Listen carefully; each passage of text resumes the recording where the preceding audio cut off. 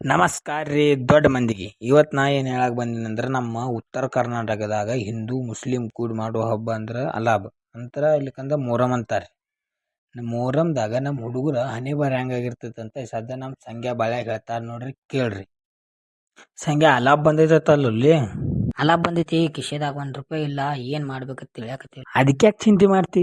ಒಂದ್ ಇಮಲ್ ತಿನ್ನು, ತಾನೇ ಹಡಿಸ್ ತಲಿ ಓಡ್ತೈತಿ ನಿಂದು. ಇಮಲ್ ತುನ್ನಾಕ್ ಸುದ್ಯಾಕ ₹1 ಇಲ್ಲ ಮಾರ, ಏನ್ ಮಾಡಕ್ ಹೋಗ್ಬೇಕಂತ ಅದೇ ತಿಳಿಯಾಕತ್ತಿಲ್ಲ, ತಲಿ ತುನ್ನಗೈತಿ. ಅವ್ನ ಮತ್ತೆ ಅರ್ಬಿ ಹಂಗ್ತಾರ ಅಲ್ಲಿ ಅಲಾಬ್ಕ.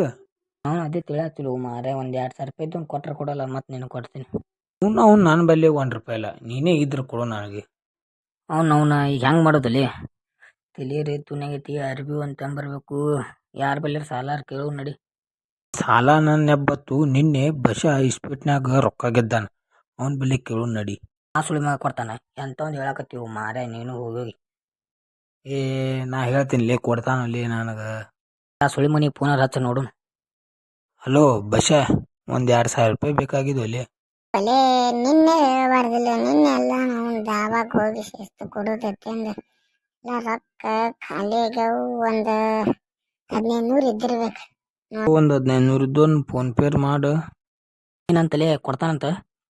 1,500 ಅದಾವ ತೂ ಮಾರೆ. ₹1,500 ಅರಿ ಬರ್ತಾವ ನಿನಗ ಈಗ? ನಾ ಕೊಡ್ಸೋದಿನ 1,500 ಬರ್ತಲ್ಲ. ನಾಳೆ ಹೋಗುನು ತಂಬರಾಕ, ಅರ್ಬಿ ತಂಬರಾಕು ನಾಳೆ ಹೋಗುನು. ಹಾ, ನಾಳೆ ಹೋಗೋಣ.